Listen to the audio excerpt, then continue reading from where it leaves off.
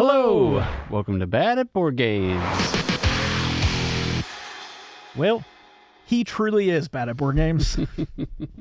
I'm Brad Lake. I'm Toph Ferguson. We're bad at board games, so you don't have to be. Today, we're going to be talking about Star Wars. Unlimited. Can't say it's my favorite theme in the world. We just lost a lot of subscribers. Hurts me when he says things like that. So yeah. Anyway, think of Magic the Gathering, but not Magic the Gathering, but Magic the Gathering Star Wars version. Yeah, I think Magic the Gathering with not as good of a theme. Much better theme. Way better than Harry Potter. Hush yourself, Muggle. See, I know where to get him. It's funny because Harry Potter is something I like, but not as much as you think it is, but I'm going to let you keep thinking that it's my favorite thing in the world because it's funny. Funny. Anyway, so stick around, find out what we think of this game. I've got like 20 plays of it in now. And how many wins? We won't talk about that. Uh-huh. And we'll go over our BGG rating, our value rating, mechanics, weight rating, all the normal stuff we do with board games, but for the card game. Yes. Let's start by saying that we've played some games, and you've beat me. I beat him with bad decks when we didn't know, either one of us know what we were doing. But you had already played it. Yep. Uh-huh. And I hadn't. And now I've lost since. More than he's won. We'll get more into that a little bit later on. But this game here, this is Star Wars Unlimited. It is a new game that has come out by Fantasy Flight. It is designed by Daniel Schaefer.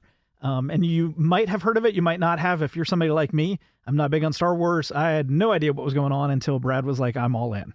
And going to like release parties. So you may have heard of it, you may not, but you will be hearing about it soon. I can probably see that coming up huge in the non-Star Wars community. So yeah. So if you liked, it was big at Gencon. They had a huge area. When I first heard about it, I thought it was going to be Marvel Champions because Fantasy Flight's got Lord of the Rings and Arkham Horror and Marvel Champions. And so I thought this was going to be more of a solo-ish battle.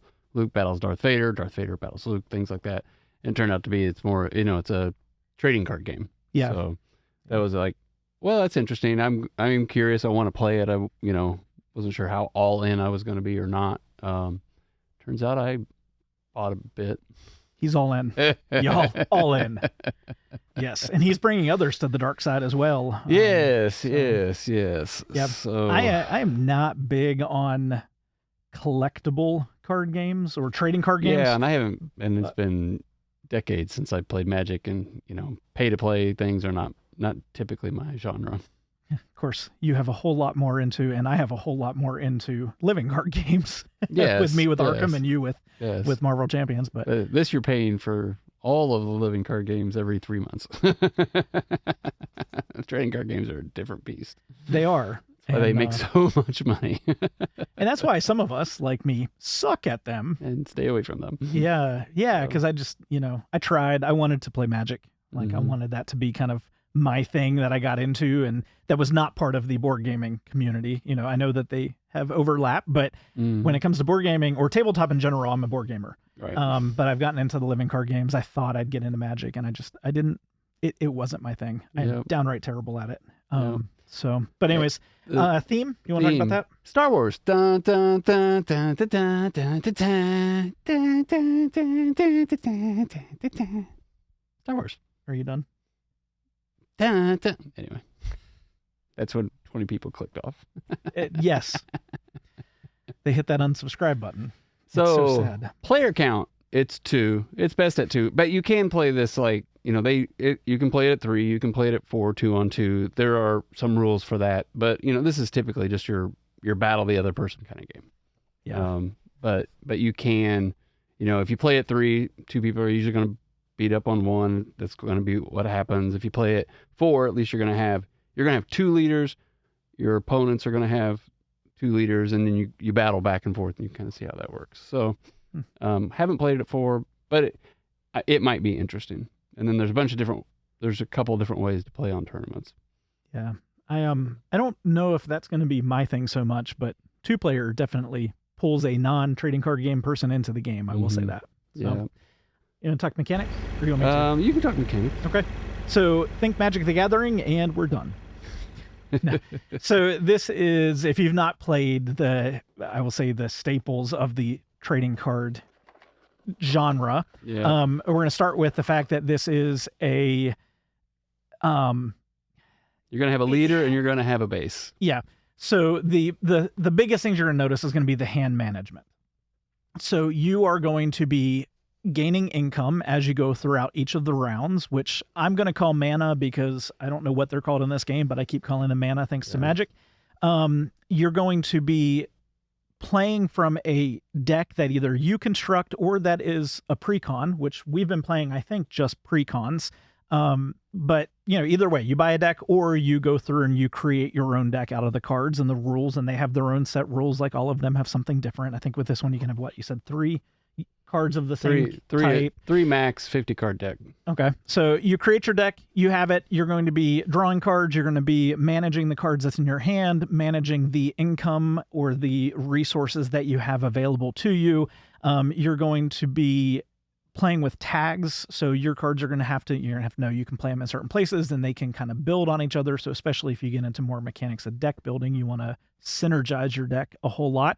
But even while playing, I've noticed that some of that comes out. You've got to read your cards. They've got special powers on them. And then player elimination. That's probably going to be the biggest thing in terms of the mechanics that normally draws people like me away from these games. But when you play one-on-one, well, that's just the game. The game is now done. So those are the biggest things that I picked up on as we were playing. I don't know what else. Yeah, and I think Magic the Gathering's been around so long. It's Pokemon. But it has its own twist, and I think the twist is enjoyable. So, and we'll get into that a little bit. Yeah. So it's like we've already gone over the player count, but this is a 15 to 30 minute game, best of 3. Is typically how you're going to play this. You can play it just one time, but if you're in it, the little tournament things I've done, it's always best of 3, and it kind of gives you an idea. It plays fast enough, which is nice, to play best of 3. Mm-hmm. And so that's been a nice thing. So kind of going over a turn or overview, there are several. I say several. I'm going to get it wrong, but there's probably approximately 10 leaders that you can get right now. Every booster pack you get comes with a leader. You're not going to have to worry about not having leaders. Now, some are more rare than others, but they're not ridiculously rare. And some of the best ones are actually commons. So Boba Fett is a common, and he's like the number 1 right now online.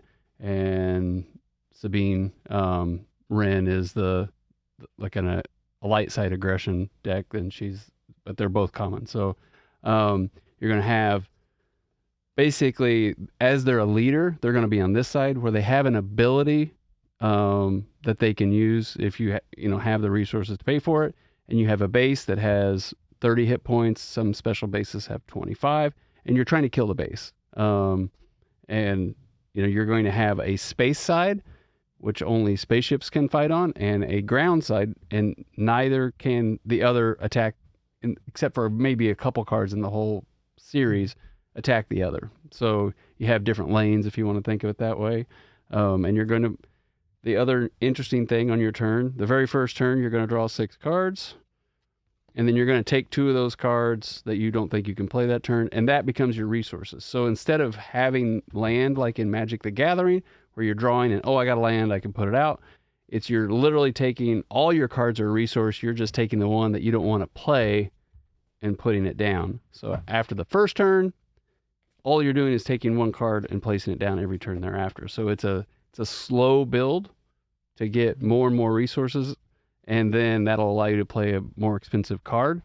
There are some ramping cards that allow you to play some down into the resources sooner, but then that takes away from you being able to attack the other person's base for that phase. So there's pros and cons to all of that. So they typically have red, which is aggression.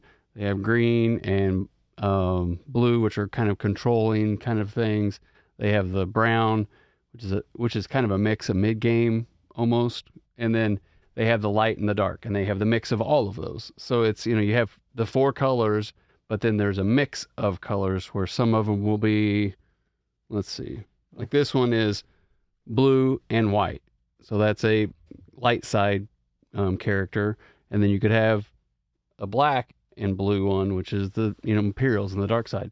However, you can mix these cards. The problem is when you don't have the matching icon between your leader and your base. So this gives me 3 different icons. You're going to pay 2 more resources to play that card with that icon. So it's not going to be often. You're not going to have like, oh, I'm playing Luke and then everything's going to be dark side. You won't have enough resources. But you can put a card in your deck that may not align with your aspect, so to speak. Yeah. So, it's play a card, attack, play a card, defend, things like that. So that's a very simplistic and probably somewhat detailed, not detailed enough version of it, but it isn't hard to learn. No, and what I found nice about it was that you only do one thing on your turn, and then it's the next person. And you go back and forth until one or both of you pass. When one passes, the other just keeps playing until they pass. So it's not something that you have to, in your hand, come up with all these moves and all these things to do. You do one thing, the other player does one thing. You do one thing, they do one thing. So I found, as somebody who doesn't play these card games often, it was easy to pick up and enjoyable. Yeah, and something different, I feel, and I haven't played collectible card games in a long time. The vehicles or the soldiers that come out, they come out tapped, which don't sue me, Magic the Gathering. They come out on their side, so they are inactive. They're not able to attack the round. They come out.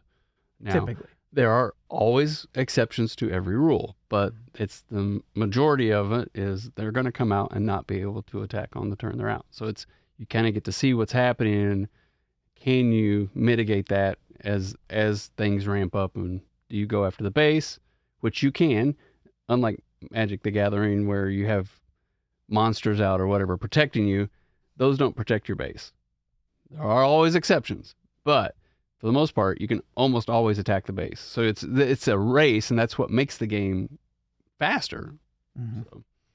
Yeah, this definitely plays faster than Magic. Yeah. At least I think so. Yeah, I think you can get these 3 games in about the same time it would take you to do one close game, competitive game in Magic. Yeah. So, pros and cons? Well, so one of them is it's quick. And I think in a game like this, that was for me the initial, okay, like I can play this. Like not that I won't sit down and play Magic, but I don't enjoy Magic the Gathering, partially because, for one, I also joined Magic playing Commander, which is a 100-card deck. Every card is different, and usually it's 4 people playing at a time. Those games take forever. But it also, like, this just, when Brad said we played 3 games in the time it takes you to play 1 of Magic, it's true. Like, I had to read a lot because I don't know what's on the cards, but the play of it was quick, and all of a sudden it was like, well, that was done. Okay, I lost. And I did. I lost to Brad because I had no idea what I was doing. So I was like, well, let's play again. And we played 2 games in a matter of what felt like minutes, and we had fun. Like, it was good. I like the 4-hour games. Thank you, Lacerda. But something like this it's almost refreshing. Yeah, if this took an hour to play a game, I probably wouldn't like it. Yep. So that's my pro too. I think one of the biggest things is you get this, you're ramping up, you're trying to, it is a race to beat the other person, to destroy the other person's base, right? And in doing that, you don't have to spend a lot of time trying to kill all the things out and around and everything to get to it. You can just, I'm going to continue to attack the base. That can put you at a disadvantage. And that's part of the strategy, is like, do I try to go and kill that soldier or Jedi or robot or whatever that's out there, or do I just keep attacking the base? And then it's like, oh, I still lost by 1 card off, so it's the fun balance of the system. Yeah, I found in my first games that I wanted to react and kill off Brad's troops, and he was not necessarily killing my troops. He was going after my base. And so it was like no contest. There was no way that I could win this game. And I learned that you have to just focus on, for the most part, killing the base. I mean, there were times that I went after you since I've learned how to play it. Yeah. But most of the time I was going for But you understand, like, I would almost say and I am bad at this, but it does feel like 75% of the time you're wanting to attack the base versus the other things that are out. You kind of want to like get rid of those things so that they're not attacking your base. So that's what you have to kind of like determine on your trade-offs. Yeah. So, I have another pro, and that is that this base game, like this pre-con deck that comes in the base game, is fun. Yeah. So the for $25 on 25-30 Game Nerds, and then between $25 and $35 you're going to get Luke and Vader and a pre-con deck. So it's going to have like 3 C3POs, 3 lightsabers, 3 like all those things.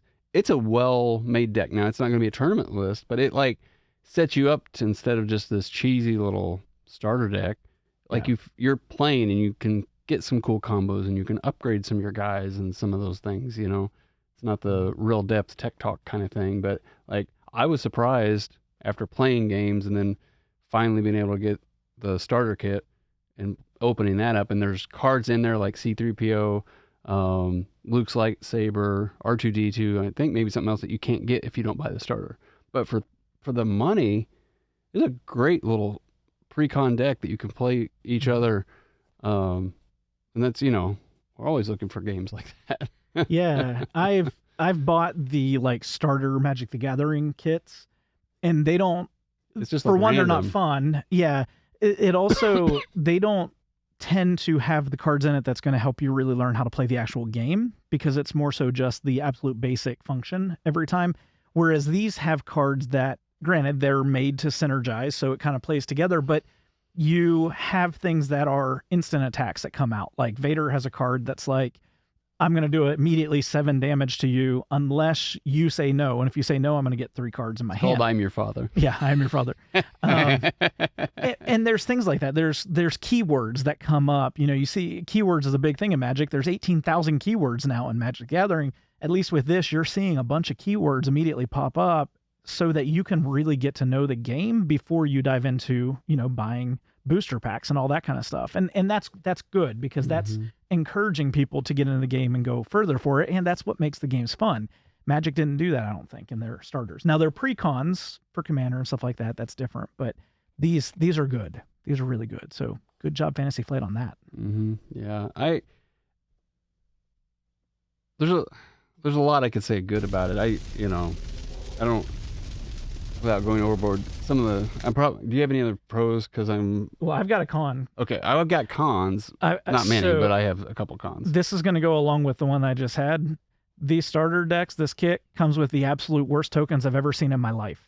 There is that, and I don't even have them because I wanted to throw them away. They are thinner than a sheet of tissue paper. The little dots of 5s and 1s and things like that. Yeah, they're not great, but not great at all. My con, I think, and it's not a con so much as it is just trying to get used to something. Like the backside, now these are your resources, they're sitting over here, right?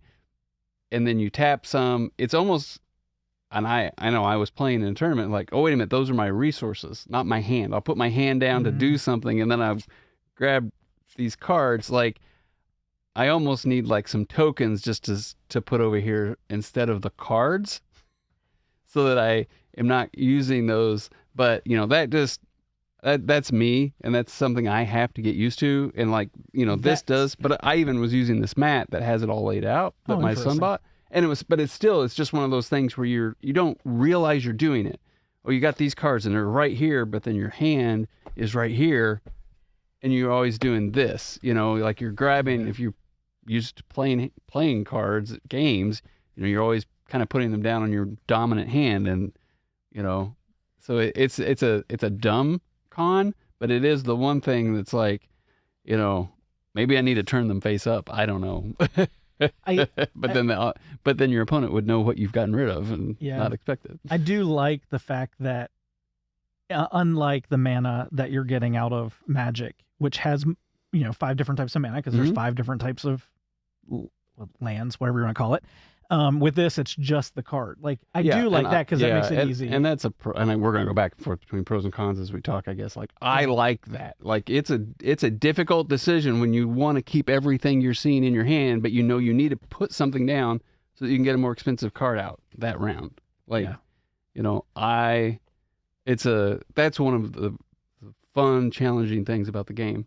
And you're building to whichever leader you pick. As soon as you have enough resources, you don't have to tap them to then flip your leader to the command side where they get to fight, and they come out and they're ready and they can attack that turn. Like, you're trying to get to your turn. You're trying to delay, the other person from killing you until you can get your really powerful, like Vader out, or, you have a really fast character that comes out, so you want to beat the heck out of the other person before they can bring out these big things, right? So it's, it's a fun mechanic because it's like when you know absolutely when that leader of your opponents is going to come out and what turn, unless they have some ramp cards that allow them to bring it out sooner.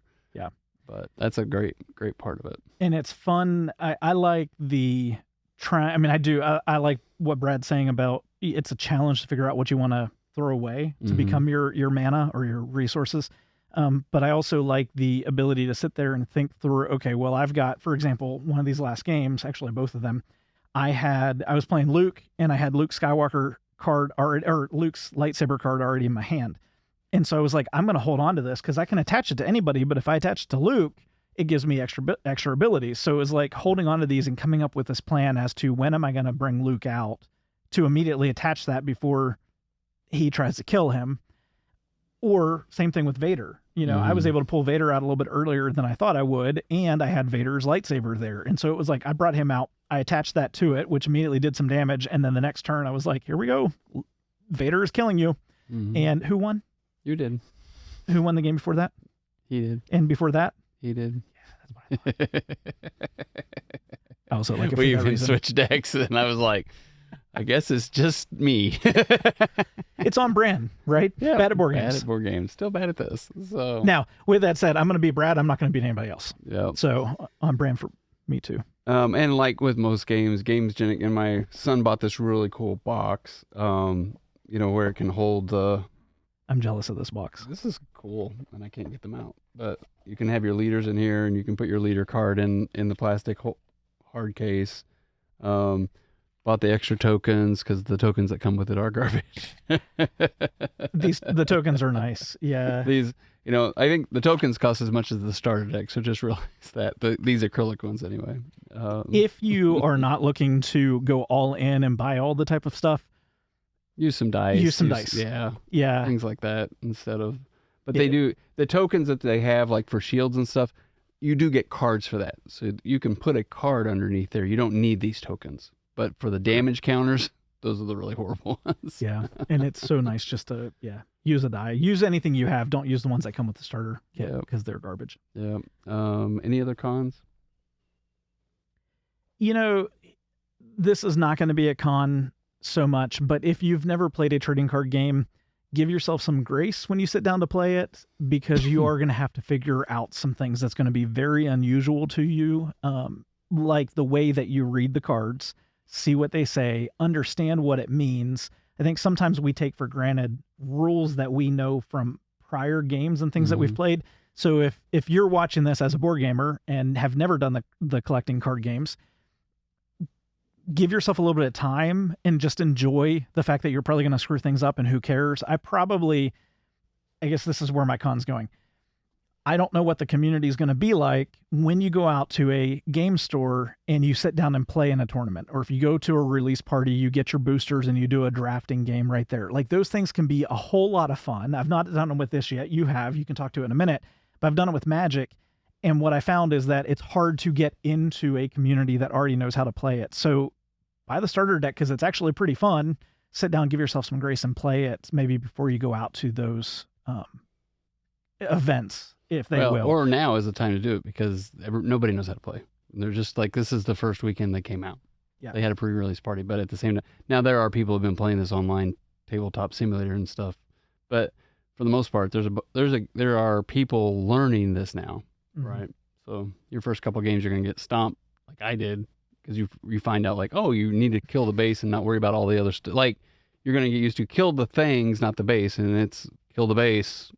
Try to mitigate the things, That's one of the big learning curves you find real quick. Yeah. But just have fun with it because it is a lot of fun. And then maybe you will go to events. Maybe you won't go to events. Either way, it doesn't matter.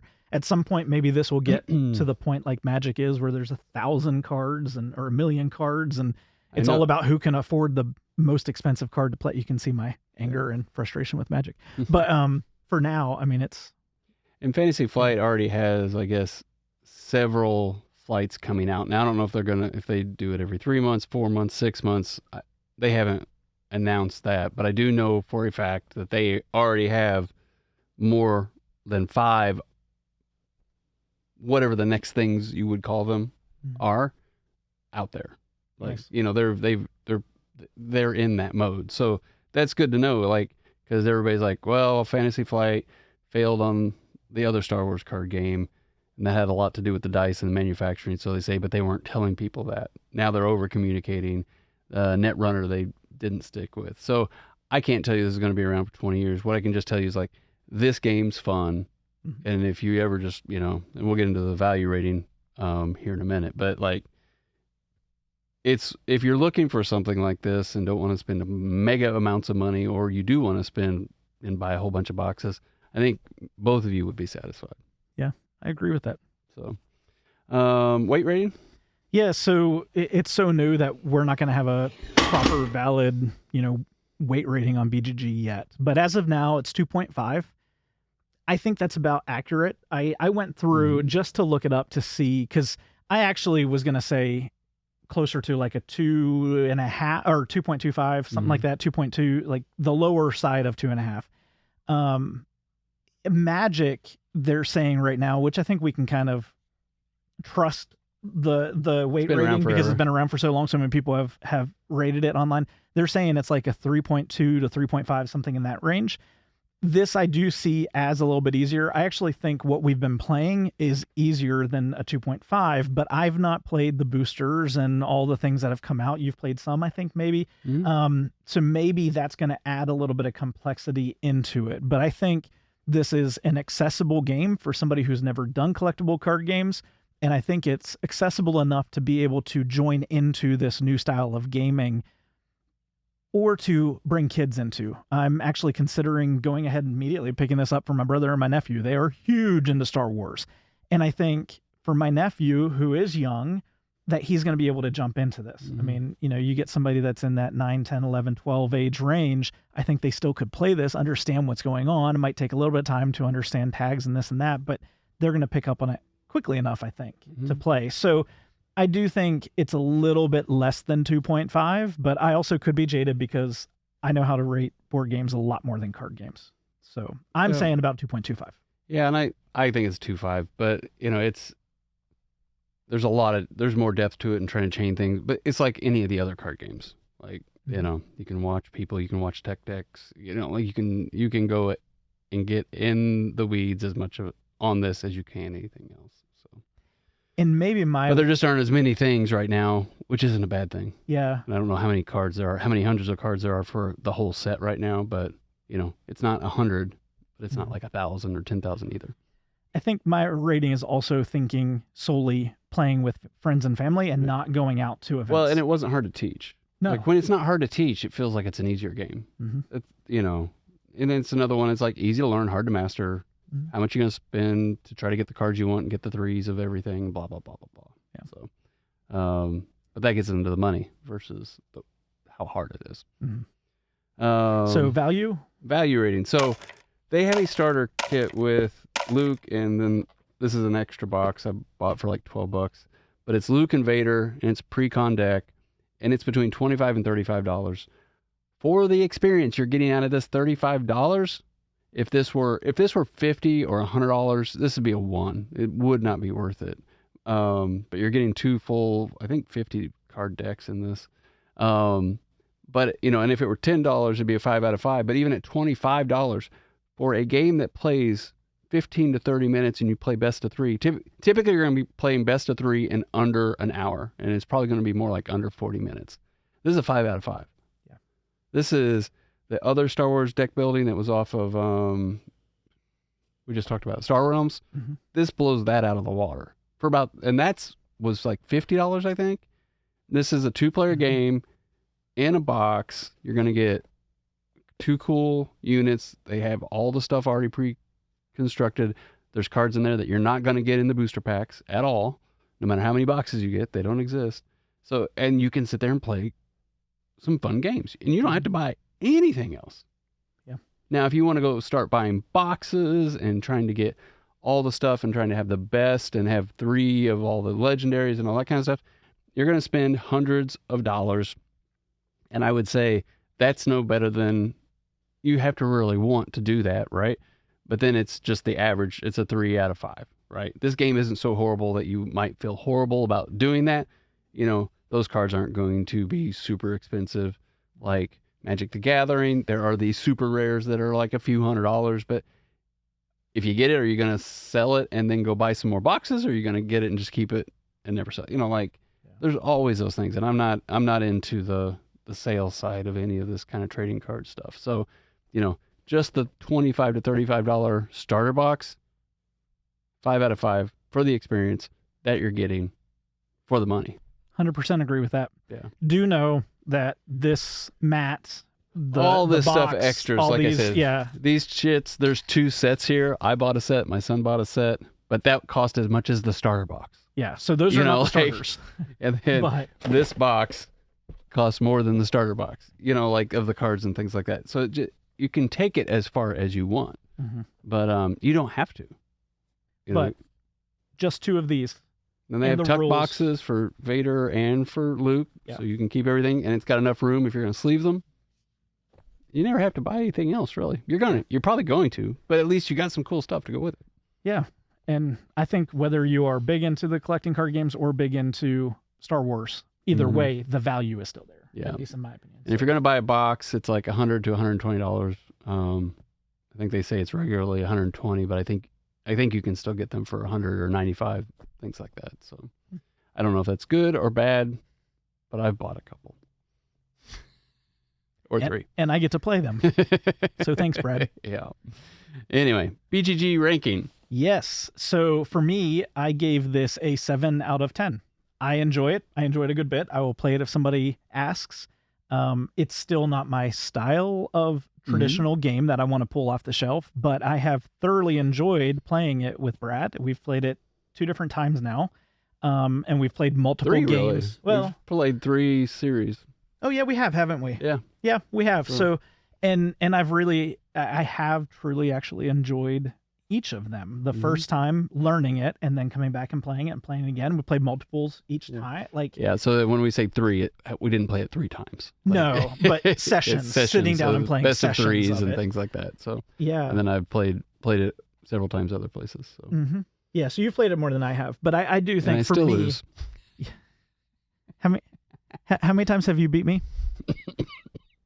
Yep. And I've won all the other times. Those were the first 2. I didn't know what I was doing. Yeah. Uh-huh. Anyway, So yeah, for me, it's a 7 out of 10. Still great score and much higher than I thought it was going to be. When he asked me to play, I was like, oh, really?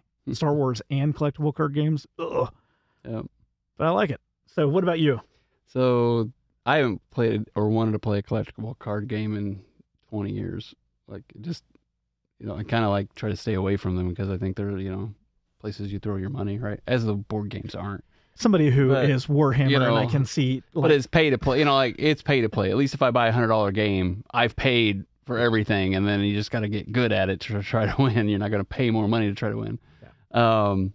So that was always the negative. And I've enjoyed this. I like the 2 lanes, you know, with the space and the ground. And then I like the base, and I like your leader that can flip and then come out and do stuff. I mean, I like those changes in the system. So for me, it's like an 8.5 out of 10. I'm really enjoying it. I had a video last week when I did the pre-release, and I said I'm just going to buy the starter box and a box set, and I'm going to stop there. I didn't. I did not. You know, I'm watching tech things and things. You know, like I want to. I don't have the time to really go through and figure out how to build these decks, but I can go and see what they built, try to get as close to it with the cards I have, and then play a game with. I've got Ashby and I got Toph and I got my son, and then our local game store kind of does something on Fridays in a couple hours if I want to go, and if I'm not doing something with the wife, you know, I'm like, it's been fun. Yeah. I've enjoyed it. So You know, am I going to be playing it in 20 years? Probably not. But like, you know, I've spent how much on Kingdom Death? I've spent how much on Oathsworn? Like, this is a nice little 20-minute game that I can enjoy, and I enjoy opening up and saying like, hey, I got someone who likes to open up little boxes. Mm-hmm. Mm-hmm. Yeah, sucker right there. But no, There boosters can be a lot of fun. Yeah, the trading card game is definitely legalized crack. Yes. Yep. Yes. Yep. And all of us geeks are shooting up. I can resist on this one, but I do enjoy the game a whole lot. So, but you already said you're probably going to buy 2 starter packs. Yeah, one for me and one for my brother. So he's not resisting that much. No, I'm not. I've he won't go all in on this stuff, but not all in. But the point is, like, that's what I mean. Like, $25. I think there's a lot worse games you could ever buy for 2 people for $25 than this. I can agree with that. Yep. I can actually see some on his shelf right now that I would much rather not play. Actually, I can think of a lot of them. God Tier, Gaia Project.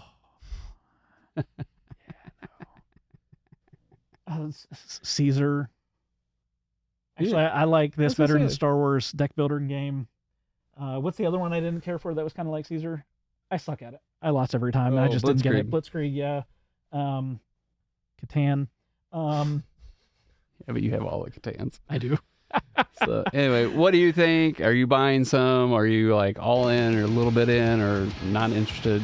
Collectible card games are not your thing. I can respect any and all of it. Comment down below. Yeah, we'd love to know your thoughts. If you enjoyed this, give it a thumbs up. If you didn't enjoy it, it's all Brad's fault. But do subscribe if you're not subscribed, because we love to have you hanging around. Typically, we're talking board games, not collectible card games. But you'll see a little bit of that, a little bit of other aspects of the tabletop industry here on this channel. Thank you very much. And just remember, no matter how you play, whether it's solo, with family, or your friend, enjoy whatever games you're bringing to the table. Have a great night. Bye.